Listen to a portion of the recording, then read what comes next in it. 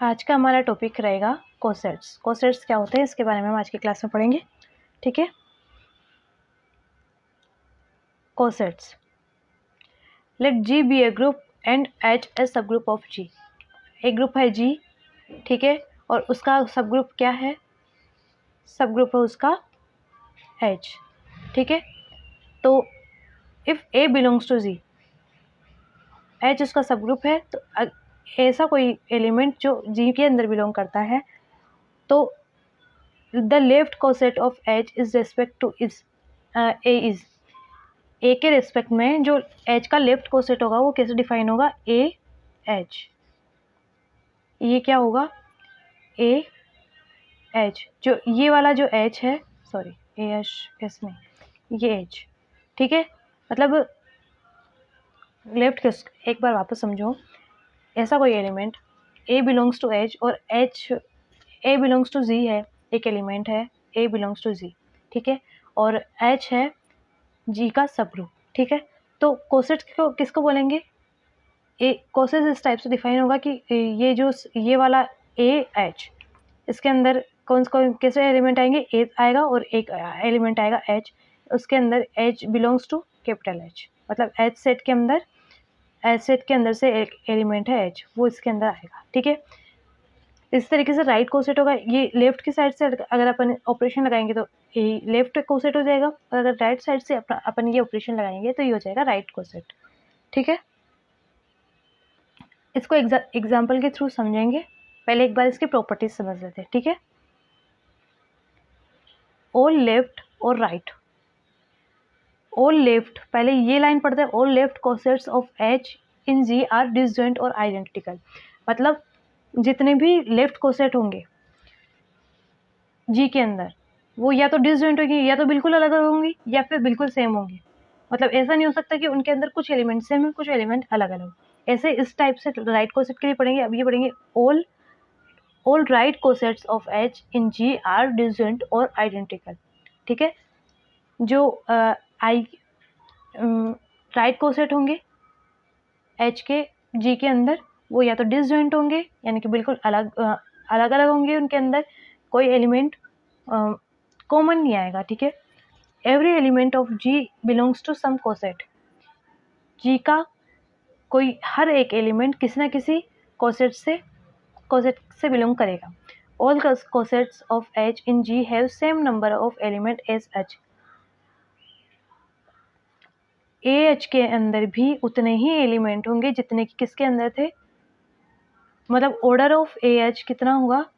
Order of H के बराबर, यानी कि एच के अंदर भी उतने ही एलिमेंट होंगे जितने ओ एच के अंदर, मतलब लेफ्ट कोसेट के अंदर भी उतने एलिमेंट होंगे जितने ओ एच के अंदर, और राइट कोसेट में भी उतने होंगे। ऑर्डर ऑफ एच ए ये भी बराबर होगा, इन सब का ऑर्डर बराबर होगा, यानी कि इनके अंदर एलिमेंट के नंबर सेम रहेंगे, ठीक है।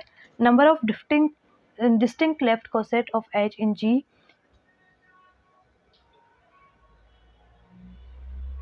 Index of H in G, इसको इस टाइप से डिनोट करते हैं, जिसको index of H in G बोलते हैं, ठीक है। अब इसका एग्जाम्पल समझते हैं। सबसे पहले इसका सबसे इम्पोर्टेंट मतलब एग्जाम्पल ही है, क्योंकि एग्जाम के अंदर हमारे एग्जाम्पल ही पूछे जाता है, ज़्यादा एग्जाम्पल आने के चांस रहते हैं, ठीक है। तो एग्जाम्पल देखते हैं इसका। Let G equals to H, G equals to Z set of integer under addition, ठीक है। तो और h इक्वल्स टू 3z, मतलब z equals to z plus, ये हमारे पास एक ग्रुप है, ठीक है।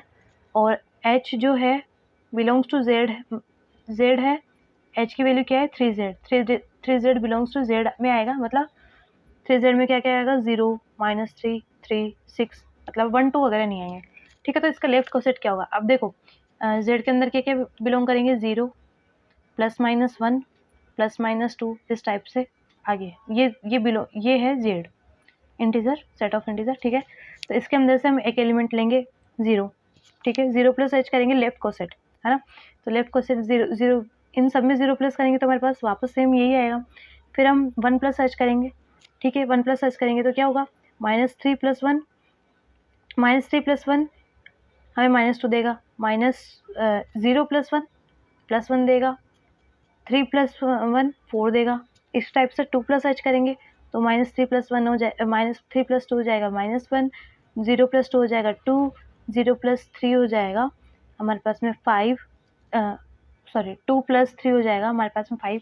इस तरीके से हमें सेट मिलेंगे, मतलब 0 + h, 1 + h, 2 + h, और ये मिलेगा h + 0 के बराबर, है ना, और ये मिलेगा 1 + h के बराबर, h + 1 के बराबर, h + 1, और ये मिलेगा h + 2 के बराबर। अब इसके अलावा हम जितने भी देखेंगे, अगर h + 3 करने की कोशिश करेंगे तो वो किसके बराबर आएगा, 0 + h के, h + 3 भी इसी के बराबर आएगा, ठीक है ना। तो हमारे पास डिस्टिंक्ट कोसेंट जो मतलब अलग है, वो केवल हमारे पास 3 ही होंगे। कौन कौन से, 0 + h, 1 + h, 2 + h।